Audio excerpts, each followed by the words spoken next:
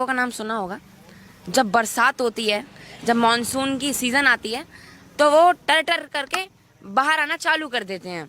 चुनाव आते हैं ना, तो मुस्लिम वोट बैंक पाने के लिए ये मोदी मोदी योगी योगी करना चालू कर देते हैं। तो पता है कि इन्हें अब हिंदू वोट बैंक से मिलना है नहीं, क्योंकि हिंदू जाग चुका है। और आपने बात करी संजय सिंह की, वो आदमी जो भगवान राम का अस्तित्व नहीं मानता और टोपी पहन के चुनावी प्रचार करता है, ब्लैक में टिकट बेचता था, क्या वो भगवान राम पर और उनकी जन्मभूमि पर सवाल उठाने के लायक है? आज प्रियंका गांधी वाड्रा जी और राहुल गांधी जी चुनावी टीका लगाकर लोग मंदिरों में जा रहे हैं। मतलब चुनाव आते ही ये भक्त बन जाते हैं, और वैसे ये भगवान का अस्तित्व नहीं मानते। मौलाना अखिलेश सिंह यादव, ये तो बस भगवान राम पे राजनीति करनी आती है, उसके बाद ये चुनाव खत्म हो जाता है। भगवान राम कौन और माता सीता कौन? इन्हें बस एक ही चीज चाहिए कि किस तरीके से योगी सरकार को बदनाम किया जाए। इसके भावी प्रधानमंत्री हैं योगी आदित्यनाथ जी, और उनकी इमेज को सिर्फ बदनाम करने की साजिश रच रही है। ना ये आड़ जाएंगे ना ये पार जाएंगे, क्योंकि आड़ जाएंगे वहां बीजेपी और योगी आदित्यनाथ खड़े हैं। यूपी की जो जनता है ना, वो बेवकूफ बनने वाली है नहीं, जो आपका सवाल था।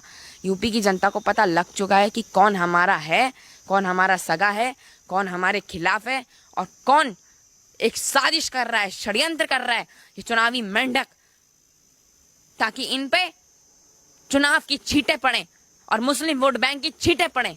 नमस्कार, मैं हूं ऋषभ अवस्थी और आप देख रहे हैं ओ न्यूज़। पिछले कई दिनों से आप लगातार घटनाएं देख रहे होंगे कि किस प्रकार से उत्तर प्रदेश की गवर्नमेंट को बदनाम करने के लिए या उत्तर प्रदेश की सरकार को टारगेट करने के लिए तरह तरह की चीजें जो हैं वो सामने आ रही हैं। इस पूरे मामले में बात करने के लिए हमारे साथ जुड़े हुए हैं नयन, जो कि लगातार राजनीतिक मुद्दों पर अपनी बात मुखरता से रखते आ रहे हैं। नयन, हमारे चैनल में आपका बहुत बहुत स्वागत है। बहुत बहुत धन्यवाद सर। एक चीज़ देखते होंगे कि आप लगातार ये दिखाया जा रहा है कि किस तरह से उत्तर प्रदेश की जब से चुनाव आए हैं, एक के बाद एक घटनाएं सामने आ रही हैं लगातार, चाहे वो गाजियाबाद की घटना हो, उससे पहले राम मंदिर की घटना हो, और लगातार बयान सामने आ रहे हैं। तो क्या ये को नहीं लगता पूरा का पूरा उत्तर प्रदेश का जो चुनाव है उसको साधने के लिए इस तरीके के बयान दिए जा रहे हैं? मैं आपके दर्शकों से और आपसे एक बात पूछना चाहता हूँ। आपने बरसाती मेंढकों का नाम सुना होगा। जब बरसात होती है, जब मॉनसून की सीजन आती है, तो वो टर टर करके बाहर आना चालू कर देते हैं। वैसे ही ये कुछ मेंढक हैं, ये चुनावी मेंढक हैं, जो जब चुनाव आते हैं ना, तो मुस्लिम वोट बैंक पाने के लिए ये मोदी मोदी योगी योगी करना चालू कर देते हैं। इन्हें बस एक चीज चाहिए कि किस तरीके से एक समुदाय का वोट बैंक पाया जाए, किस तरीके से उन्हें रुझाया जाए। इनको पता है कि इन्हें अब हिंदू वोट बैंक से मिलना है नहीं, क्योंकि हिंदू जाग चुका है। 2014, 2017, 2019 और अन्य कई चुनावों में ये साबित हो चुका है। लेकिन इन्हें अब इनका अस्तित्व मिटने लगा है। आप खुद सोचिए ना, जो समाजवादी पार्टी पहले यूपी में उसके सांसद भरे रहते थे, वो बीएसपी के साथ गठबंधन कर रही है 80 में से, तब जाके 15 सांसद आ रहे हैं। बीजेपी अकेले 62 सांसदों पे आई है। तो जब इनका अस्तित्व मिटने लगा है, तो भैया मुस्लिम मेजोरिटी इलाकों में तो इन्हें अपने सांसद और विधानसभा में तो बढ़ाना ही है। तो भैया इनको पता है अब हिंदू मेजोरिटी इलाकों में तो इनका अस्तित्व बचेगा नहीं, तो अब इन्हें मुस्लिम मेजोरिटी इलाकों में थोड़ा करना है, ताकि कुछ कुछ कुछ कुछ करके इनका अस्तित्व थोड़ा तो बचा रहे। और आपने बात करी संजय सिंह की, वो आदमी जो भगवान राम का अस्तित्व नहीं मानता और टोपी पहन के चुनावी प्रचार करता है, ब्लैक में टिकट बेचता था, क्या वो भगवान राम पर और उनकी जन्मभूमि पर सवाल उठाने के लायक है? जो राहुल गांधी, उनकी मम्मी सोनिया गांधी जी, जो 2007 में भगवान राम का अस्तित्व ही नहीं मानती थी, वो भगवान राम की नाम पर आज राजनीति कर रही हैं। आज प्रियंका गांधी वाड्रा जी और राहुल गांधी जी चुनावी टीका लगाकर लोग मंदिरों में जा रहे हैं। सोमनाथ मंदिरों में गए और अन्य मंदिरों पे गए। मतलब चुनाव आते ही ये भक्त बन जाते हैं, और वैसे ये भगवान का अस्तित्व नहीं मानते, क्योंकि इन्हें पता है कि जनता ही भगवान है लोकतंत्र में, और जनता को रुझाना है ना, क्योंकि जनता का तो कोई और ही है। और बात करते हैं आपके मौलाना मुलायम सिंह यादव जी के बेटे मौलाना अखिलेश सिंह यादव, ये तो बस भगवान राम पे राजनीति करनी आती है, उसके बाद ये चुनाव खत्म हो जाता है। भगवान राम कौन और माता सीता कौन? नहीं, जैसे आपने बात की इस तरीके से कि उत्तर प्रदेश चुनाव में लगातार ये लोग जो है अलग अलग चीज़ें जो है वो बदलते हैं, करवटें पहले कुछ और होती है, बाद में कुछ और लेते हैं।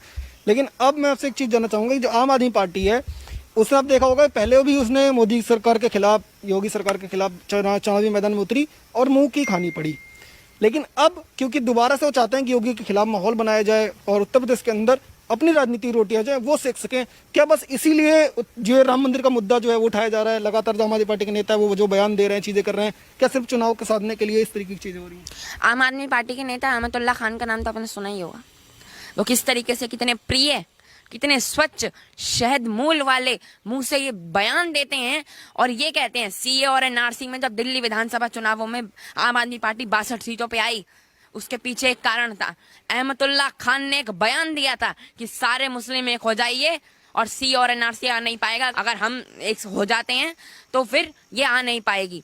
तो आप सोचिए ना, अब आम आदमी पार्टी को पता है कि भैया यूपी में उसका अस्तित्व है नहीं, क्योंकि कुछ आपकी 300 350 सीटें तो बीजेपी को मिलने वाली हैं ही 2022 में भी, और 50-60 सीटें आपकी समाजवादी पार्टी को मिल जाती हैं, 20-15 आपको उनको मिल जाती है। कांग्रेस की बात करना इस समय बकवासबाजी है। तो ये कुछ अब इन्हें आम आदमी पार्टी को मोमडन्स का वोट पाना है, और मोमडन्स का वोट पाने के लिए इन्हें कुछ ऐसी चीजें करनी है जिससे माहौल खराब हो, सांप्रदायिक हिंसा भड़के, और किस तरीके से भगवान राम का नाम बदनाम किया जाए और मुस्लिम मेजोरिटी इलाकों में इनका अस्तित्व बढ़े, ताकि ये आने वाले 2024 के जो लोकसभा चुनाव है और 2022 के जो विधानसभा चुनाव है उसमें किस तरीके से अच्छा काम करें। ये इनकी एक साजिश और षड्यंत्र है। अरविंद केजरीवाल जी और आपके अहमदुल्ला खान और बहुत सारे नेता हैं। तो क्या इस तरीके की बयानबाजी से या जो योगी सरकार को बदनाम करने की जो साजिशें रच रहे हैं, उससे जो जनता है वो मुख्यमंत्री योगी आदित्यनाथ के जो इतने सालों में जो काम किया है, जो मोदी ने इतने सालों में जो देश के लिए काम किया है, वो सब भूल जाएगी और उनकी बातों में आ जाएगी? अभी मैं एबीपी न्यूज देख रहा था 2-3 दिन पहले, उसमें एक बात आई थी कि योगी का डंडा चला एक डॉन पर। आगरा में एक डॉन है जिसकी 262 करोड़ रुपए की संपत्ति जब्त कर ली गई योगी सरकार द्वारा। और आपके विकास दुबे, वो ये नहीं देखते कि अपराधी हिंदू है या मुसलमान, वो ये देखते हैं कि इसने अपराध किया है। जिन अपराधियों ने किसी की बहन बेटी की मांग से सिंदूर हटा दिया, किसी की बहन बेटी की इज्जत लूटी, ये क्या उसके अस्तित्व के लिए लड़ाई लड़ने आए हैं यहाँ पे? इन्हें बस एक ही चीज चाहिए कि किस तरीके से योगी सरकार को बदनाम किया जाए। आपने मुझसे सवाल पूछा कि योगी सरकार को बदनाम क्यों करना चाहते हैं और किस तरीके से आने वाले चुनावों में अभी जो चीजें होंगी उसमें घटनाक्रम है। देखिए, एक चीज है, ना ये आड़ जाएंगे ना ये पार जाएंगे, क्योंकि आड़ जाएंगे वहां बीजेपी और योगी आदित्यनाथ खड़े हैं जो भाजपा के भावी प्रधानमंत्री हैं पूरे देश के। जैसे चुनाव में गुजरात हिंसा जो किसी दूसरी पार्टियों द्वारा भड़काई गई और नरेंद्र मोदी जी को बदनाम करने की एक साजिश रची गई, क्योंकि उन्हें पता था कि ये गुजरात में सीएम बन रहे हैं और आगे चलने वाले पीएम के ये मुख्य कारण बनेंगे। वैसे ही अभी योगी जी हैं जो अभी सिर्फ यूपी के सीएम हैं, लेकिन आगे चलकर इन्हें पता है कि वो भावी प्रधानमंत्री बनने वाले हैं और कैसे उनकी इमेज को करा जाए। गाजियाबाद वाली घटना आपके लिए सबसे नहीं है। तो उत्तर प्रदेश के, मैंने आपसे पूछ रहा था कि उत्तर प्रदेश के जो वोटर्स हैं, क्या उनको ये समझ में नहीं आती कि इनकी जो राजनीतियां एक एक करके एक्सपोज होनी चालू हो गई, और जो उत्तर प्रदेश के वोटर हैं क्या वाकई में इनकी जो चालें हैं उनमें आ जाएंगे और वाकई में प्रधानमंत्री मोदी और योगी का साथ देंगे आने वाले चुनाव में? 22 करोड़ की आबादी है उत्तर प्रदेश की, अब 23 या 24 करोड़ हो गई होगी आंकड़ों के अनुसार।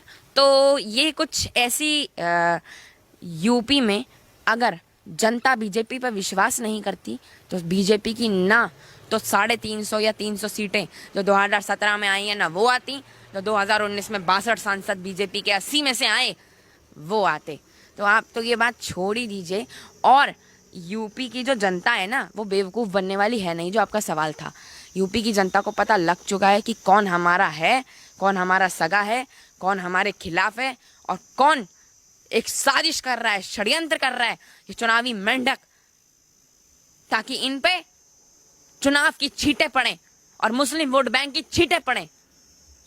तो लास्ट में आपसे चाहूंगा कि उत्तर प्रदेश की जो जनता है उसके लिए एक संदेश देना चाहेंगे कि उत्तर प्रदेश की जनता को किस तरीके से आगे क्या ध्यान में रख करके वोट करना चाहिए और उत्तर प्रदेश के अंदर किसकी सरकार को बनाना चाहिए? उत्तर प्रदेश की जनता से मैं यही कहूँगा कि वोट आपका है, आप जिसको दें आप उनको वोट दें, आपकी मर्जी है, आप किसी को भी वोट दे सकते हैं। लेकिन मैं आपसे एक बात ज़रूर कहूँगा कि देश के भावी प्रधानमंत्री हैं योगी आदित्यनाथ जी और उनकी इमेज को सिर्फ बदनाम करने की साजिश रच रही है। आप इन चीज़ों में ना पड़ें, आप इनकी बातों में ना आए और मुझे पूरी उम्मीद है कि 2022 में दोबारा योगी आदित्यनाथ जी 350 से ज़्यादा सीटें जीतकर अखिलेश यादव का, मायावती जी का और कांग्रेस की बात करना बेकार है, क्योंकि वो अब इतनी छोटी पार्टी बन चुकी है। सबका सुपड़ा साफ होगा और फिर से सबका साथ, सबका विकास होगा। तो ये थे हमारे साथ नयन, जिन्होंने सभी सवालों के बेबाकी से जवाब दिए और लगातार ये भी बता रहे हैं कि उत्तर प्रदेश के अंदर जो साजिशें रचने की जितने भी पक्ष की प्लानिंग है वो सब फेल होने वाली है और उत्तर प्रदेश के अंदर वापस से योगी आदित्यनाथ की सरकार बनने वाली है। आप देखते रहिए ओ न्यूज़। धन्यवाद। जय हिंद।